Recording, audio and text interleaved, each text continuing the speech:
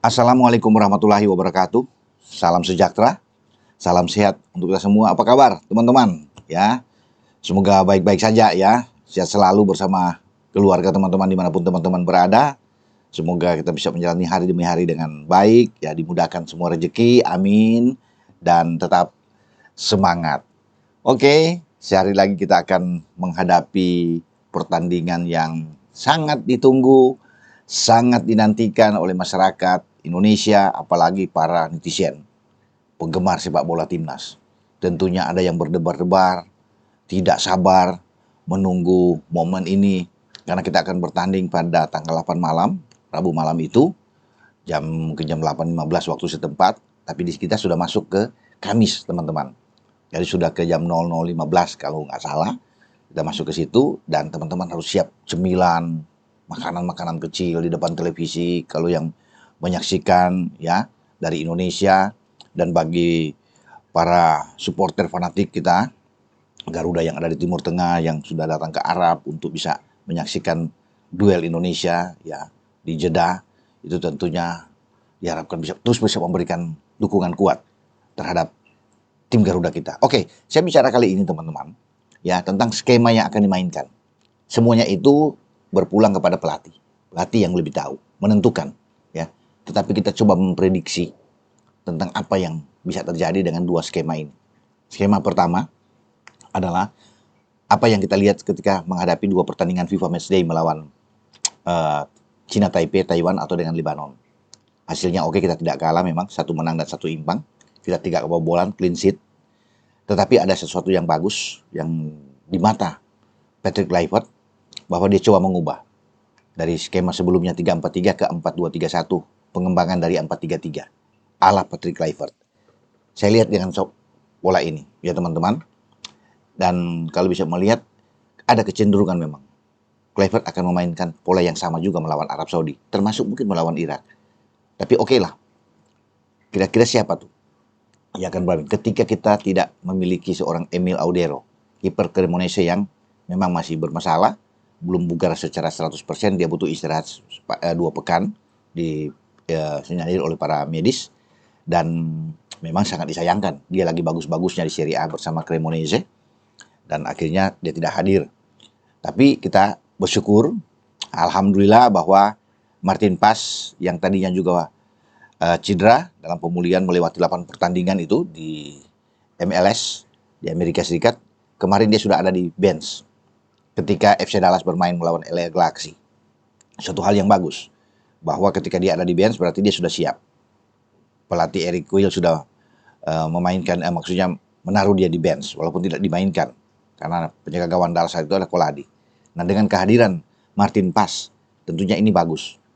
Dia akan menjadi kiper yang akan diturunkan oleh Patrick Kluivert melawan Arab Saudi, termasuk melawan Irak. Jadi kalau dengan skema 4-2-3-1, saya pikir di bawah Misar adalah Martin Paes. Ya.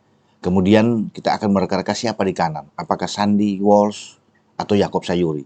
Sandy kemarin agak sedikit ini ada benturan ketika melakoni pertandingan di Champions Asia Elite melawan Seoul, ketika dia memperkuat klubnya Buriram. Dan kalau melihat juga mengacu ke dua pertandingan sebelumnya di FIFA Matchday, maka Yakob Sayuri akan ada di kanan, menurut saya. Mungkin saja ada pergantian dengan Sandi bisa masuk sebagai super sub di babak kedua.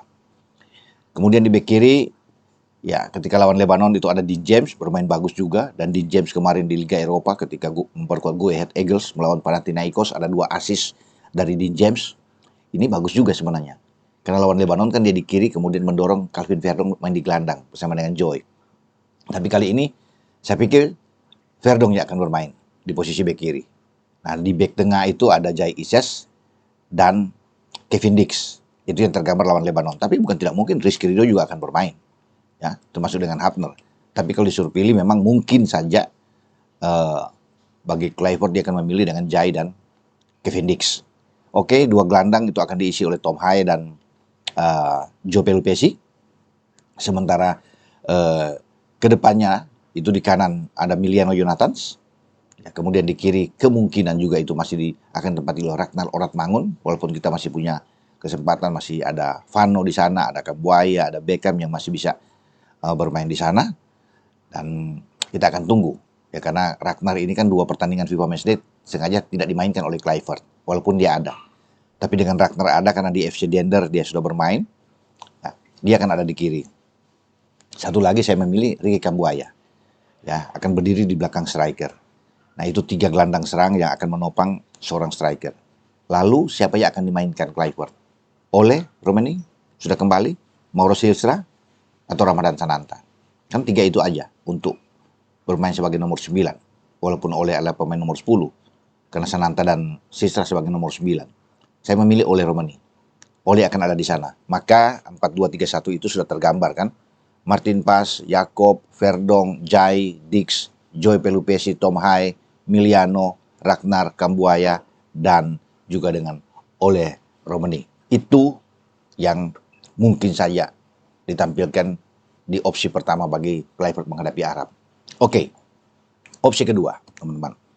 Kembali ke Pakem. Lebih bertahan, lebih menunggu untuk counter attack. Karena dengan gaya ini, STY berhasil di putaran kedua. Ya, bahkan masuk ke putaran ketiga juga saat menghadapi Arab di GBK. Kita menang dengan 2-0 saat itu. Dan kita juga bisa menahan imbang Arab di Jeddah ketika STY masih memegang dengan pola yang sama. Dan itu yang dipakai oleh Patrick Kluivert. Setelah kita kalah di Sydney lawan Australia, kembali ke kandang lawan Bahrain dan Cina, kembali ke pakem 3-4-3. Itu kan? Dan kita menang. Kita clean sheet. 2 kali menang dengan skor yang sama 1-0 melawan Bahrain dan melawan Cina. Apakah, ini pertanyaan teman-teman, Kluivert akan coba bermain dengan cara demikian? Karena kita ini kan partai tandang. Ya. Tidak main-main, main di Arab. Bermain nanti 3-4-3, oke. Modifikasinya menjadi 5-4-1 di lapangan. Ya. Dengan 3-4-3 itu akan mengembalikan Rizky Ridho dan Yasin Hapner mendampingi seorang Jai Ises sebagai kapten. Penjaga gawang tetap Martin Pas. 2 fullback. Ya berarti Kevin Dix akan main di kanan. Kemudian dengan Calvin Verdong ada di kiri. Joy dan Tom akan bermain sebagai gelandang. Itu yang terjadi dengan gambaran 3-4-3. Kemudian 3 di depan, Miliano Jonathans di kanan, Ragnar, dan kemudian dengan Ole Romani. Berarti Kambuaya akan cadangan, akan masuk di babak kedua sebagai super sub. Ini kan hanya hitung-hitungan seperti 3-4-3 yang akan ditampilkan lagi oleh Patrick Kluivert. Saya pikir oke juga pola ini, karena pola ini kan asik-asik saja, ya, membuat lawan frustrasi, menunggu, bertahan dengan total. Kemudian kita akan counter attack, ya, ke serangan balik yang sporadis, dan bisa saja hal itu dipakai melawan Arab, ya, dalam pertandingan pertama. Tetapi sekali lagi, kalau melihat lawan Kuwait, lawan Lebanon, ya, di FIFA Matchday terakhir, Kluivert akan memainkan dengan pola 4, lebih attack. Dia senang dengan attacking football yang akan dimainkan. Nah, itu yang kita akan tunggu. Apakah 4-2-3-1 atau dengan 3-4-3, teman-teman. Karena hanya 2 pola ini. Pengembangan di lapangan kan banyak yang saya bilang tadi kan, bisa berubah dengan 4-3-3, kemudian dengan 5-4-1 ya kan, atau jadi, atau dengan 3-5-2. Itu kan bisa ada gambaran di lapangan yang bisa fleksibel. Tapi apapun itu, ya, Kluivert harus jeli, harus cermat, jangan sampai salah dalam berhitung menurunkan pemain di lapangan. Karena itu yang dia alami ketika di Sydney, dia baru datang pertama, belum lihat apapun, mungkin hanya berkumpul 2 hari langsung main di hari ketiga, dan akhirnya kita gagal. Tapi sekarang sudah belajar dari situ, Kluivert sudah lebih yakin saat ini, ya, dengan ada 2 kemenangan di GBK, dan sekarang dengan komposisi pemain yang berbeda, ya, sudah ada Miliano tambahan, ya, ada Mauro Silstra, semoga akan lebih baik tim kita. Itu menjadi harapan buat kita semua sebagai penggemar, ya. Dan kita akan berdoa tetap terus menerus berdoa untuk timnas kita, timnas kesayangan kita, agar bisa mendapatkan hasil yang positif. Skema apapun yang dimainkan, yang penting kita harus bikin gol. Itu kan enak, daripada kita hanya menguasai bola yang tinggi, ya, tetapi akhirnya kita tidak bisa mencetak gol. Lebih baik kita mungkin dengan counter attack, misalnya, contoh, bertahan tapi counter attack tapi membuat gol dan menang. Itu kan lebih bagus daripada bermain cantik, ya, penguasaan bola yang tinggi, shot on goal mungkin bisa lebih dari 3 atau 4 shot on goal, tapi akhirnya kita kalah. Nah, itu agak sakit tentunya buat kita. Jadi semua pilihan itu ada di pelatih yang akan menentukan, ya, meracik sebuah strategi yang jitu untuk menghadapi 2 pertandingan dalam 3 hari saja. Itu adalah penentuan buat tim kita. Semoga yang terbaik yang kita dapatkan di Jeddah. Dengan saya Bung Ropan berbicara.